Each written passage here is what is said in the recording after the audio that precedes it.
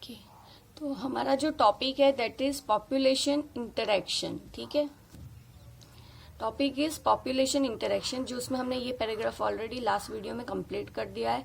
Population interaction अभी inter specific interaction क्या होता है? इंटर स्पेसिफिक इंटरेक्शन मतलब कि दो अलग अलग स्पीसीज के पॉपुलेशन के बीच में जब इंटरेक्शन होता है, ठीक है, तो उसको बोलते हैं इंटर स्पेसिफिक इंटरेक्शन।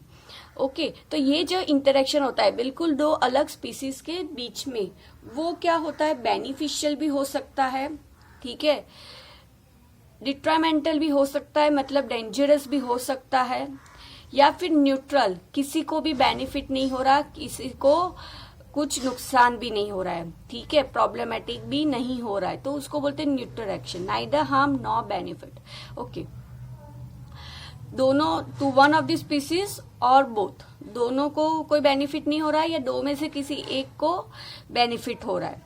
ओके, अभी पॉजिटिव साइन, यहाँ पे अभी साइन दे के रखिए, assigning a positive sign for beneficial interaction. जब दो के बीच में इंटरेक्शन बेनिफिशियल है, मतलब बेनिफिशियल इंटरेक्शन हो रहा है, तो पॉजिटिव साइन, ठीक है।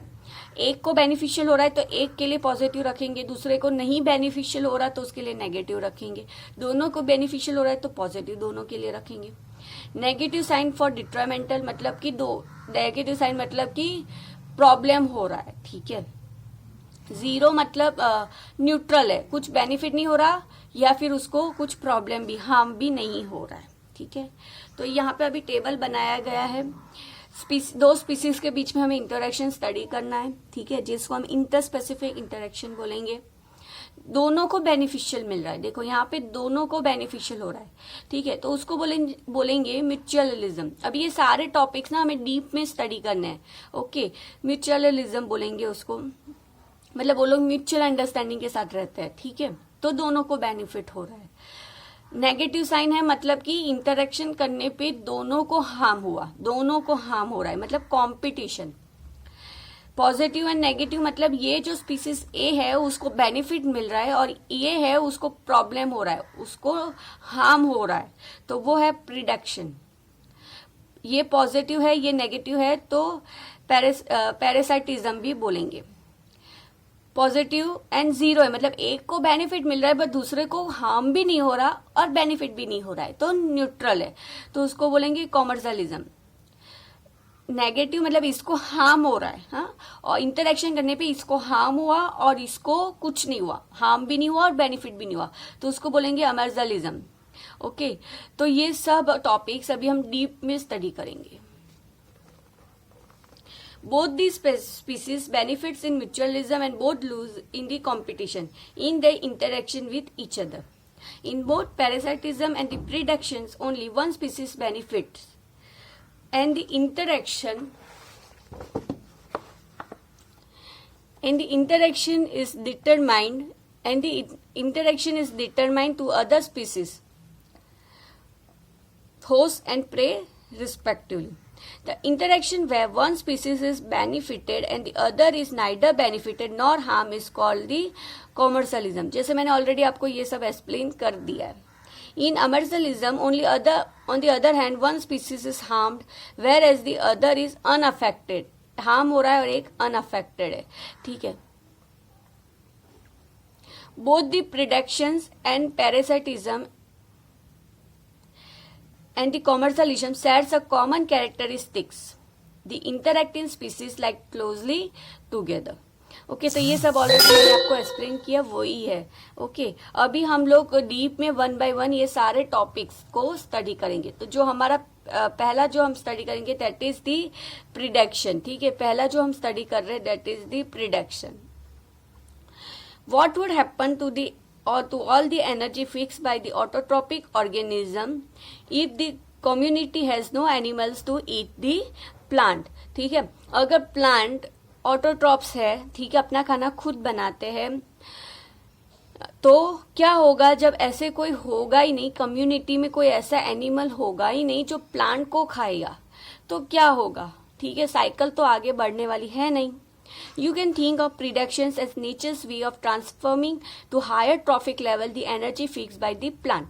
तो प्रिडिक्शन भी एक नेचर ने फिक्स किया एक अच्छी चीज बोली जाती है जो एक एनर्जी को ट्रांसफर करता है एक ट्रॉफिक लेवल से दूसरे ट्रॉफिक लेवल पे, जो प्लांट ने फिक्स करके रखी हुई है. When we think of predators and prey, most probably it is a tiger and the deer that readily comes to our mind. हमारे माइंड में सबसे पहला अगर कोई एग्जाम्पल बोलेगा कि प्रिडेक्टर्स का, प्रे का कोई मोस्ट कॉमन एग्जाम्पल दो तो टाइगर एंड डेयर को ही हम एक्सप्लेन करेंगे. But a sparrow eating any seeds is no less a predator. But a sparrow जो सीड्स खाती है वो उसको भी हम प्रिडेक्टर्स ही बोलेंगे. Although animals eating plants are categorise separately as the herbivores. They are in a broad ecological contents not very different from the predators. ठीक है, उसको भले हमने हर्बीवोर्स नाम दिया है पर वो है तो वन टाइप ऑफ प्रिडेक्टर्स जो प्लांट पे खुद को सर्वाइव करते हैं. तो उसको प्रिडेक्टर से बहुत अलग नहीं माना जाता. ठीक है, beside acting as the conduits for the energy transfer across the trophic levels, predators play other importance role. ठीक है, तो ट्रॉफिक लेवल्स में एक जो मीडिया है एनर्जी को ट्रांसफर करने का, है ना, वन लेवल से other level, predators other role भी प्ले करता है. They keep prey population under control. वो पॉपुलेशन को अंडर कंट्रोल करता है, वरना क्या होगा, population keeps on growing. But for the predators, prey species could achieve very high population densities and cause ecosystem instability. ठीक है, तो क्या होगा, पॉपुलेशन अगर बहुत बढ़ती जाएगी तो इकोसिस्टम इनस्टेबल हो जाएगा वेरी हाई पॉपुलेशन डेंसिटी की वजह से.